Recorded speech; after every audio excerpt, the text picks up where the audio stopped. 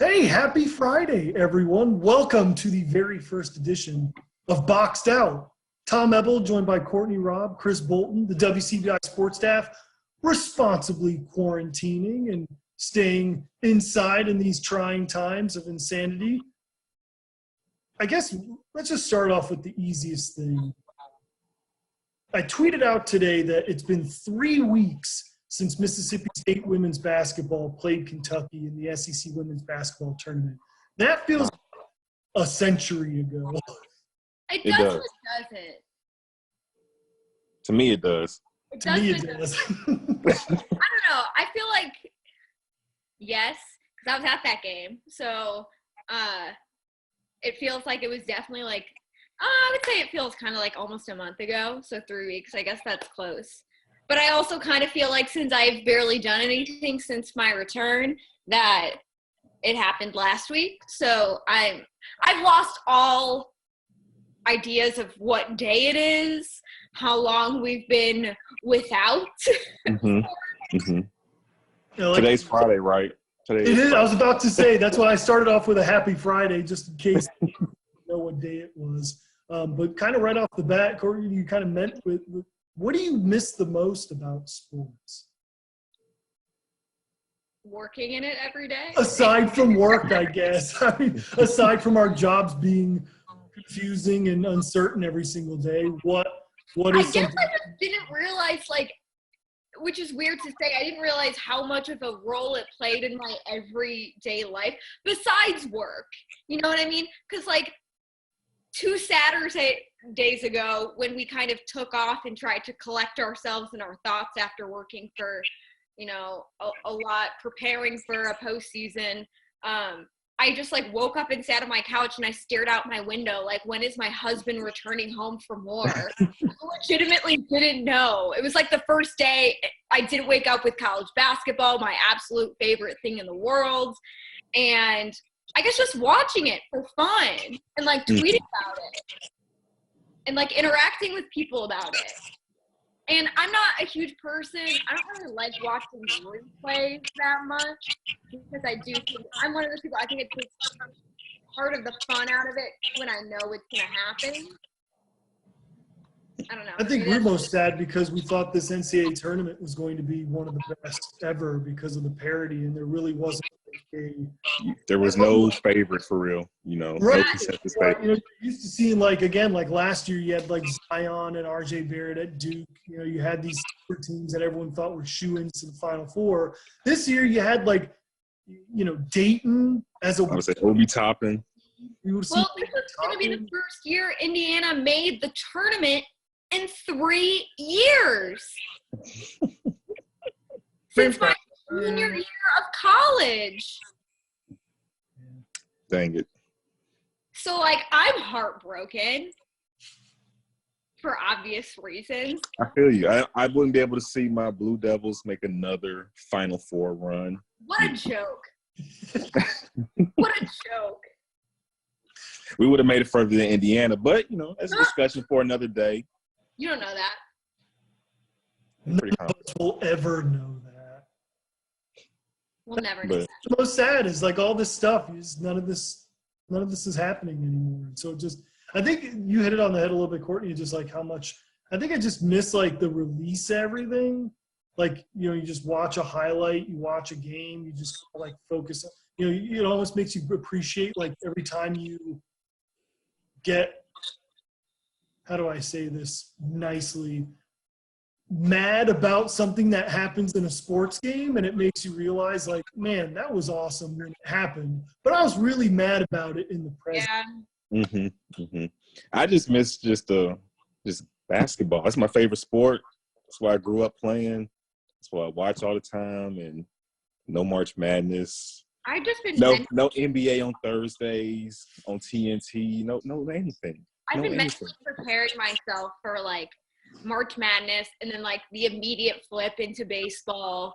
And I'm sad about baseball too because the weather's finally getting nice and we're all stuck inside, obviously for important reasons, but I can't binge watch basketball all day and then switch over into baseball, which is just like one of the most exciting but also relaxing sports because you can just chill while watching it. Mm-hmm. I No think more press box burgers. I miss that. No more press box cookies. Don't do this. press box burgers. Press box cookies. Press box cookies hit different. Yeah, they do. They're usually so excellently made. And they're always the best thing in the press box. Like the best thing. Yes. So if we're counting on what time of year it was, if you're keeping track at home. So this would have been, I believe, the start of the Sweet 16 this weekend, at least I know for the women's tournament. Yeah. Yes. Wow. If state had gone far enough, like we kind of predicted it was going to go, they were projected to go to Dallas. So, Yeah, that was the latest one with Baylor. Also, if you're keeping track at home, Ole Miss would have played Arkansas this weekend in baseball. Mississippi State would have been home against Kentucky. So we do what we can. We're moving and grooving, I guess you could say. Are we grooving? Are we? I told Chris this wonderful story, so like in my house, I'm the person who is not allowed to use the family television because all I do the entire day during March is just watch, especially when it's the round of 64. Those like 2 days. Yeah, like the 12-hour days. Yeah. The best. Mm-hmm. So what I did one year, I like went on spring break my senior year, and then I came home for the other half of it, and right as the round of 64 was beginning, and I just sat in my dad's office where there's a TV in there with a bag of chips and a thing of guac, and I just mindlessly ate this guac. I mindlessly ate this guac so much I threw up from the amount of guac I ate later. Oh no. Oh. You hate to see it. You do hate to see it. You do. So going off of that, just to wrap this part up, how many YouTube videos have you watched on March Madness and NBA? If you were to put a timestamp on how much YouTube highlights you've watched over the past 3 weeks, what would your give or take over under be? Probably watched Do we include the fact that I have NBA TV and they allow us to go back and watch all the finals? Can I include those hours? Yeah. Yes. As well? Chris is probably any kind of streamed anything.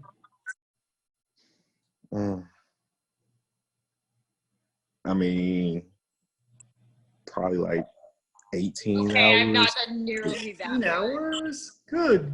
NBA man, of course. That's true. I just watch the 15-minute compilations on YouTube. So I probably watched 5. Probably March Madnesses. I've gone back and watched random games like when Illinois played Arizona and they made that comeback with Darren Williams, D. Brown, Luther Head against Channing Frye. Apparently, there is the Marquee Sports Network, which is supposed to take over broadcasting all the Chicago Cubs games this year. Apparently, they released a simulation of what their game would have been yesterday against the Brewers, and I saw that. So that's important. But I'm going to go back and watch that later. So I'll add that onto that. And I'm a pretend. huge fan of these simulation things. Isn't NASCAR doing just They have one. I haven't seen any of them, but apparently they're pretty realistic. Crazy. But just touching on some big things that have happened in our area this week. Courtney, you mentioned it in your show yesterday. Roy Rigsby was hired by Knox Bader High School. He was at Natchez for 4 years. Interesting hire because they went 1-10 in his first year, but in 20. He's there for 5. What's that? He's there for 5 seasons. Five seasons? Yeah. Okay, got you. So 2016, I believe, was the first year. That was one.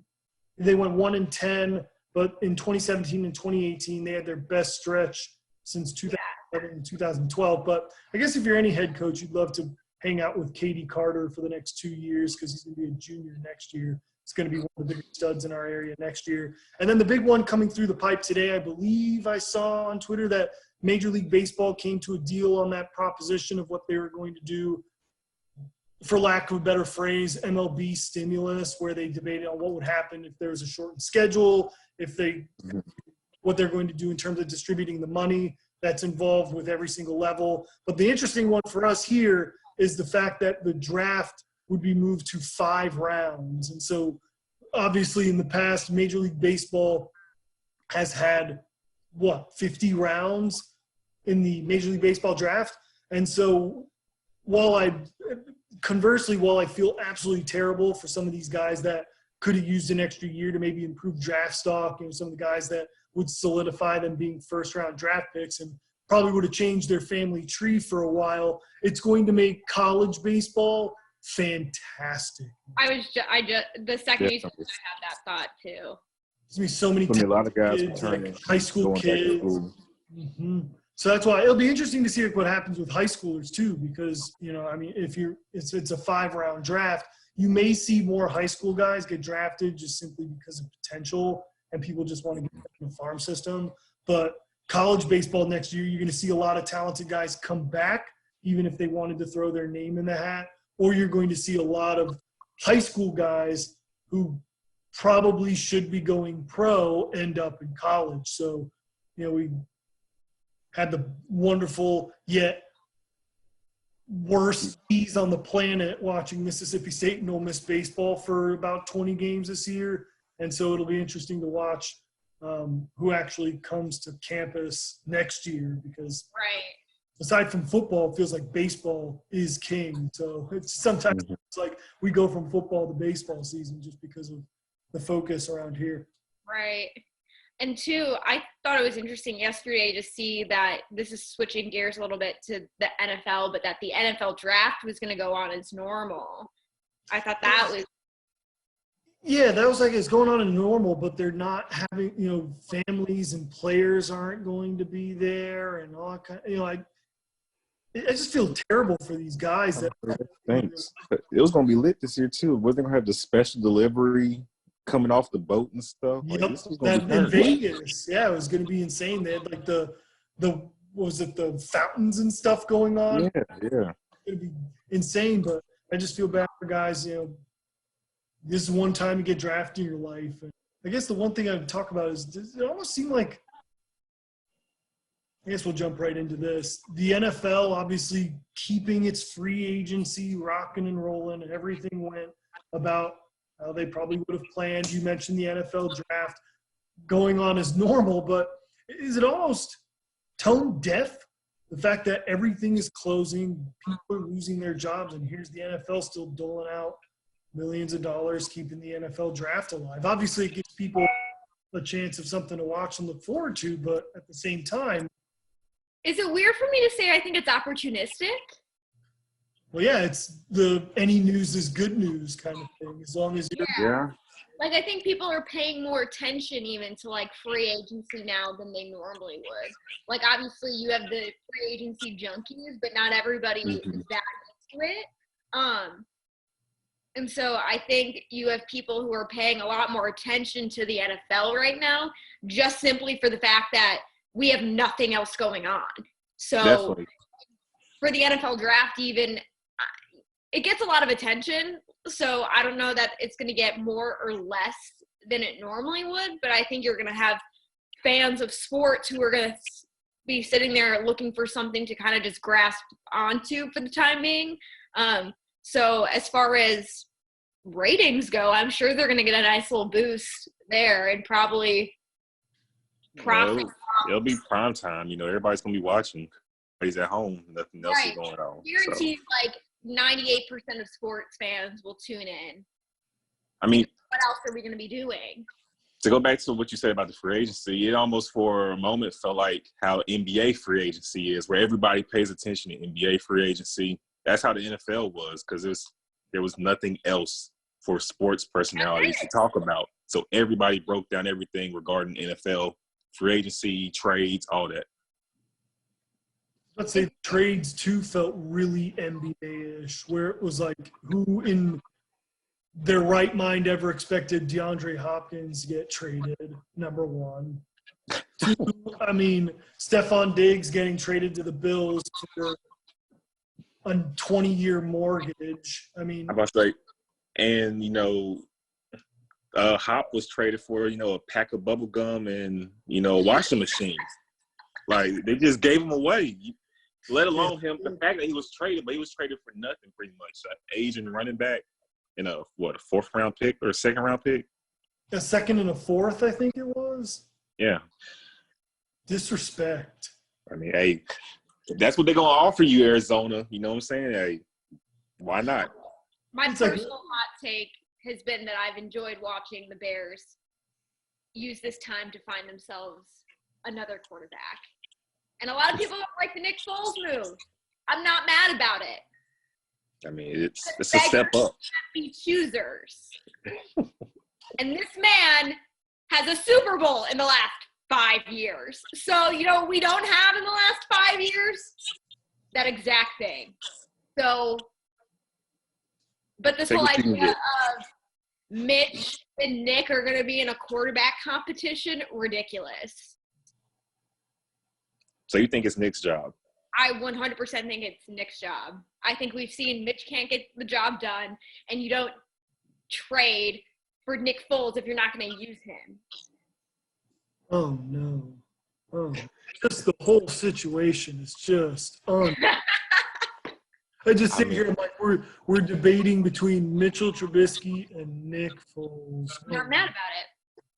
All this could have been solved if Shut up. draft Patrick Mahomes Or or Deshaun Watson. No. I can't listen to it anymore. It didn't happen. I'm moving on.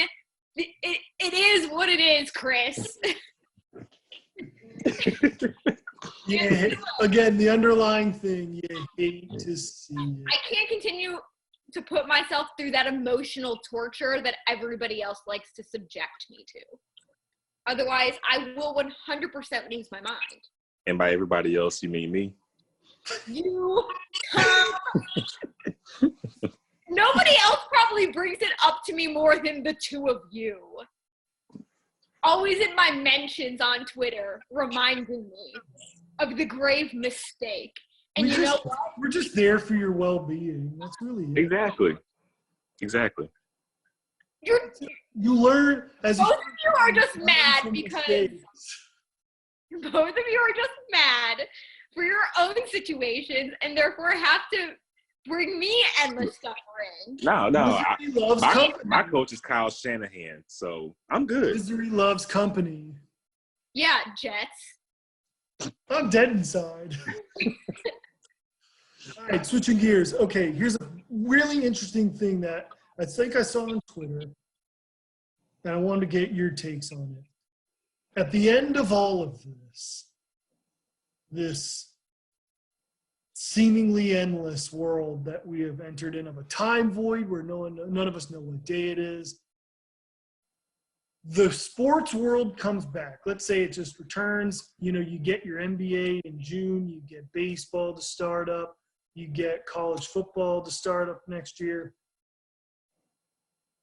If you got the choice to determine how the sports world would turn out in terms of storylines, champions, things like that, what would you do? Well, I think we all know that Indiana would win the NCAA tournament, hands down. How did I know something? Indiana was going to get squeezed into this somewhere.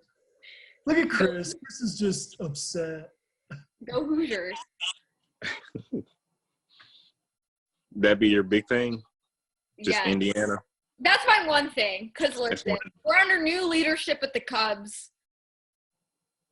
So we're going to have an interesting year ahead of us. I'm not getting my hopes up in that respect. The Bulls, we know, dumpster fire. Just trash full of gasoline right Well, now. that's why I guess we'll assume, like, if we're talking NBA, like, it would, the Fire the entire front office. Just throw them out. Start over. You wanted that fresh start? That's my call. Throw it out. Throw out the playbook. Start over. Because at this point, too, for the Bulls, like, you got nothing to lose. Like, it can't get worse. When do we say the Bull season's already over? So it was over before it started. Yeah, it's been well. The ball was tipped, and that was a wrap. As Courtney said, ever since the Jimmy Butler trade, everything the season downhill from there. Your seasons for the next 7 years have been over. Just not even like a steady progressive low. It kind of just like had one mediocre season and then right down. I think for myself, I would have Seton Hall win the NCAA tournament because I'm a big Miles Powell fan, so I would have had Seton Hall win it. Listen, Indiana's got a lot of experience against Seton Hall. A lot of wins. Tournament's not coming back. It's fine. Indiana wins the NCAA tournament. NBA, the Lakers win the championship. King James will get him another ring, and the Lakers pull it all together in honor of Kobe Bryant. So I say we would love the Lakers to win the championship if the season comes back. In the championship. The Raptors. I think, me personally, I say the Celtics. Oh. I think Jason Tatum has made that leap. He is a certified star, borderline superstar in this league. And I think you have him, Jaylen Brown's come along. They're a pretty solid team. I just don't trust the Bucks. If Giannis is not creating and getting buckets, what are the Bucks gonna do? Who else they gonna fall back on? Chris Middleton? So I say it'd be the Lakers and Celtics. Chris, I would say that these are honest and good takes. I would go Bucks because I feel like it would be like when KD, Russell Westbrook, and James Harden ran into that Heat team in the finals where they just get baptized by a group of like monsters. And so it'd be like Bucks, Lakers, Giannis gets to the finals, LeBron puts him in his place kind of in a way. Yeah. An OG kind of thing. Because I just think Giannis is on another level. The man played like 30 minutes a game. Like he was averaging like what, 30 and 12. Right. It makes no sense. Yeah. The man was on his own time management plan. He was on his own maintenance plan. He would just blow people out in 3 quarters, then take the 4th quarter off. So I'm saying Bucks, even though the Bucks kind of remind me. It's just that playoff basketball is different than in regular season ball. When you're coming off of back-to-back, you're just playing the game. You're not really game planning. You just roll the ball out in the court and you see what happens. You come in the playoffs, you sit down, you get the scouting report. We ain't gonna let him beat us. Somebody else has to beat us, and I think that's when teams' flaws get exposed. So I would say so. I'd root for the Lakers to win it all. Truthfully, if we're going to MLB as a Mets fan where, do we have to talk MLB, Tom? Well, yeah, all I would want to see for 162 games and watch the Astros get beamed. That's it. I would just love to see the first month of the season. I would be tuned in. It was the first time in a long time that okay, if MLB comes back and it's like 100-game season, it might be the best baseball season of all time because every game will actually matter because it's not 6 games you're missing. Right. You're eliminating April and May, and it's just like enough. Shorten the season. And so if it's 100 games, it's going to be awesome. But I'd still love to see the first month because I would love to see aces go up against the Astros. And I want to see some sweet, sweet chin music. I do think it would we'll see it. Yes, we will. Super interesting if it started up in like June, July. Well, that was the thing that they had the World Series would be Christmas. Okay, how? You can't play baseball in that weather. You can play baseball in any weather. That's not true. As someone from the Midwest, I can confirm not true. Hey, Listen, if it's snowing, it don't matter. April baseball in Chicago is 40 degrees, and that is too cold for baseball. But what if they just did neutral sites? Like don't. Yep. You're going to do a neutral site game for like 2 months? They do. I don't want neutral site baseball. It takes all the fun out of baseball. Then I mean, like, I was thinking about this the other day. Better wear some extra jackets and sweaters then, because we'll be playing baseball in December. I had this thought the other day. I don't know why, but it came across my mind. And I was like, what are they going to do? They can't only play, again, in, like, neutral sites, in, like, warm places. But also, like, again, you are not going to be able to play baseball in places like Chicago, Milwaukee. Milwaukee's, like, on another level. Minnesota. Like, How awesome would it be to watch people trying to steal when they're like out of snow? No one has any idea where the base paths are. No one knows where the foul lines are. Yes. That's what the people need. Well, when there are games with snow, a lot of times if it's snowing too much, they cancel them. So Victory demand. what do you do? The new normal, baby. We're playing through the snow. I love it. I hate everything about it. Like imagine trying to pitch 95 in like snow. Amazing. There'd be so many wild pitches and catchers getting Every pitch. incredible. It'd be just madness, mayhem. I'm here for it. You're gonna You have said all we get to determine the college football winner as well? I'm assuming college football will be back in time. Yes, I'm with Courtney there. Okay. I made a jump the gun there because I'm praying that that college football is back by time for a lot of reasons. I was just going to sprinkle in the Georgia national championship. That's all. All right, no. You said Georgia now? Georgia man. Oh. Yeah, Georgia man out here now. Yeah, there you go, Chris. It'll be a repeat of the Liberty Bowl from 10 years ago, Georgia UCF. There you go. I'm leaving it up to the gods. Where Georgia can hold this L.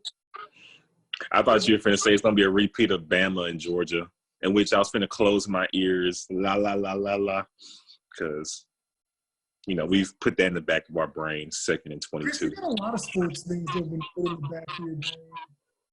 I've seen a lot of things, Tom, a lot of sad things. Unspeakable things. A lot of blown leads. You hate to see it. 0 against West Virginia in the Sugar Bowl. Yeah. Let's do a hypothetical. Let's hear it. So let's say football gets like pushed back a little bit. Just not enough to where the season's ruined, but it just gets kind of pushed back. And the Egg Bowl is played in December. Not that any of this actually matters into the question I'm about to ask, but first impressions, who wins the Egg Bowl this year? Is it Christmas Egg Bowl? Christmas Egg Bowl. Egg Bowl on Christmas Day? Let's see, it's in Oxford this season. Christmas in Oxford. Man. My opinion, I think it's going to be real interesting learning curve. You have 2 brand new coaches with 2 100% different styles with no spring football. So that's going to be a fascinating learning curve. I mean, that'd be interesting to see the air raid if the weather's rainy and real cold and stuff, and Mississippi State ran the air raid at Ole Miss in that kind of weather. I'll probably go Ole Miss. I don't know. Probably because like a pro system, maybe like Lane's is kind of more like a spread pro system-ish. Yeah. I probably would go Ole Miss. First time the coaches play each other with their new programs. Ole Miss is the home team. You know, It's a safer bet. It is, though, the most obvious always. It never goes the way you think it. I'm going to say because Egg Bowl is complete chaos, and a Christmas Day Egg Bowl would be even more chaos. And Mike Leach is chaos, and therefore Mississippi State. I would probably go State just because of the guys they have coming back. That's the more logical reason. I'm just promoting chaos. I love that. If there's chaos, it's only right that things come back around since it's the Egg Bowl. So Ole Miss had their chaos moment last year. So you know what they say, history repeats itself. And people, if you want Egg Bowl expertise, I'm your man. I predicted last year's wildness. No Christmas Egg Bowls, just please. That's all I want. That's the only result that I'm hoping for. Last thing, we talked about at the start of the show, missing sports. While at your time with WCBI Sports, what has been your most favorite moment? And it could be anything. The most favorite moment you've had, whether it was shooting, whether it was reporting, whatever it was. What was your top one? Someone asked me this recently, and I had no answer, so I have to think for a second. Chris, do you have one?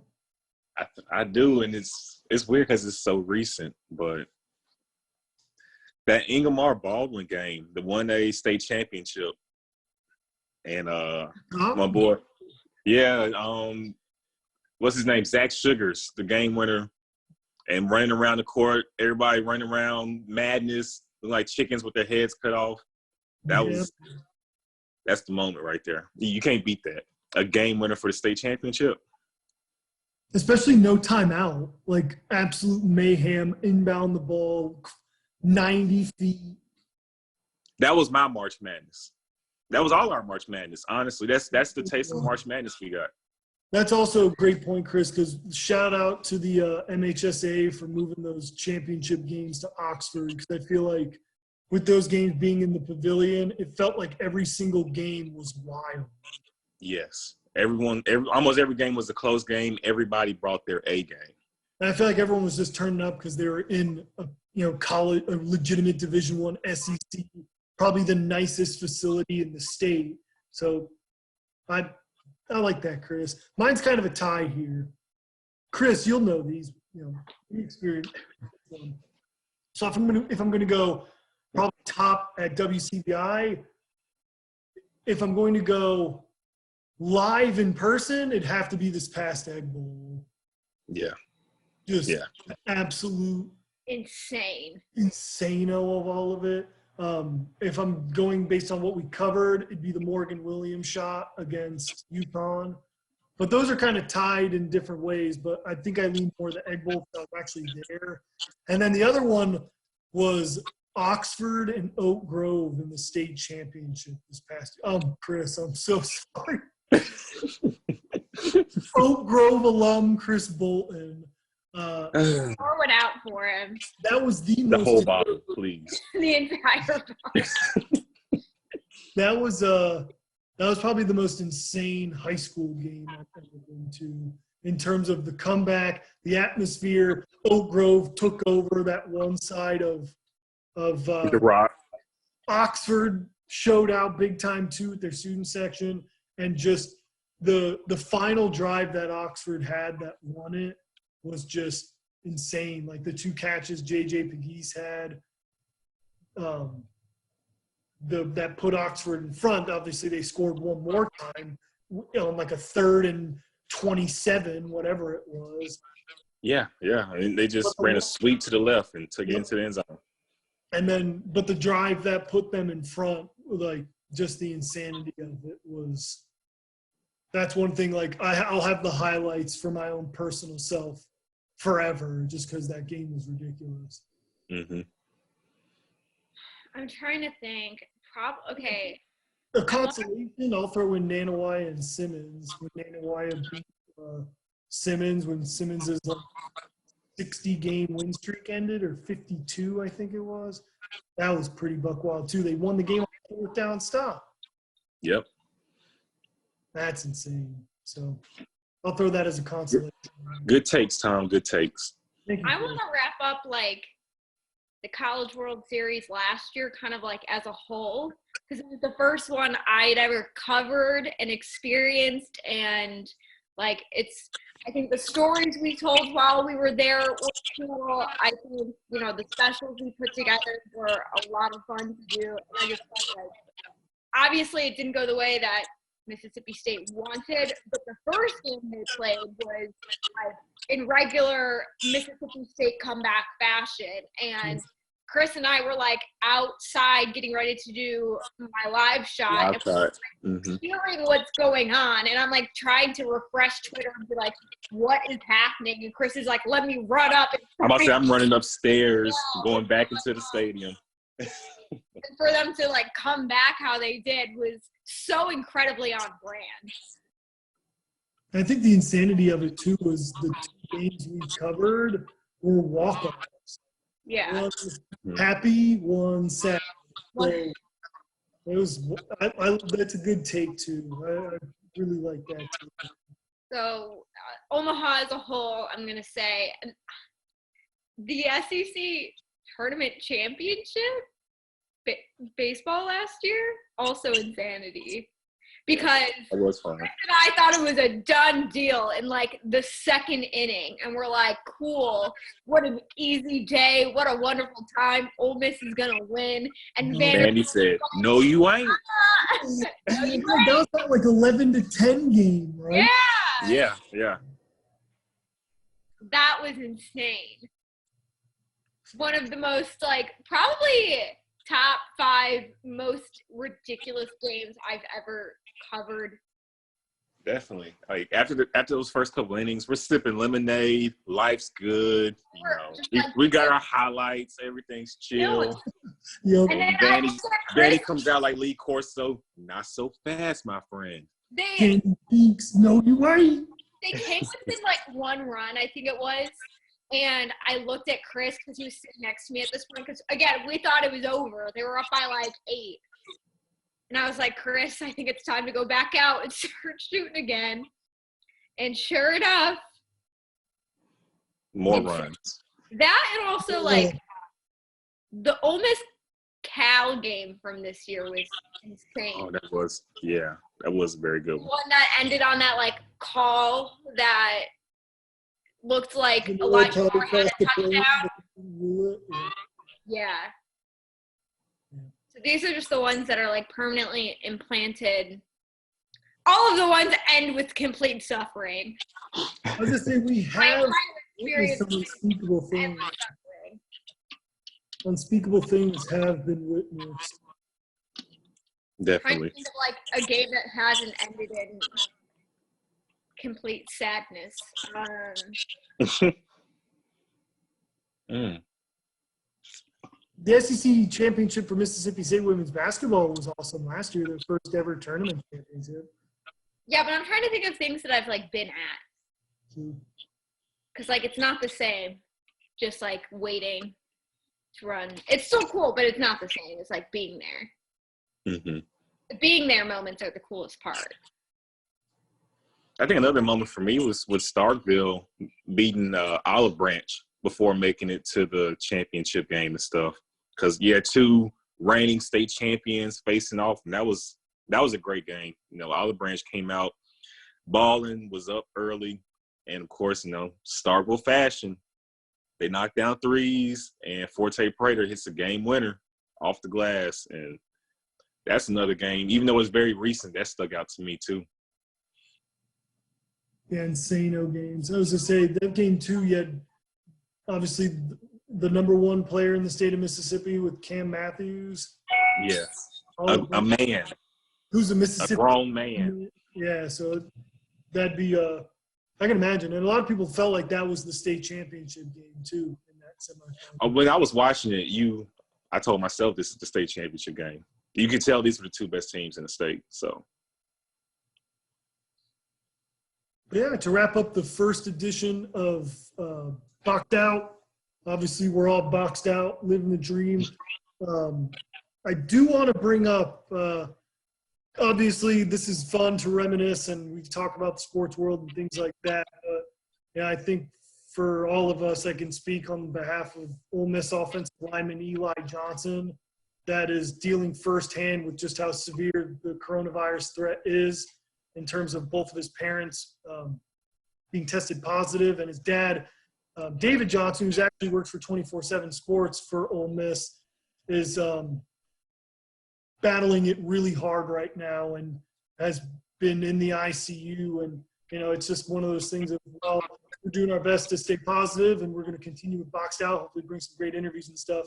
Just taking the threat seriously. And if you can, stay away, stay home, quarantine yourself, flatten the curve, do what's right, and hopefully we all get sports back here sooner rather than later, just for our world, but hopefully our world gets back to what we remembered it to be. So hopefully everything works out at that point. But this is episode 1.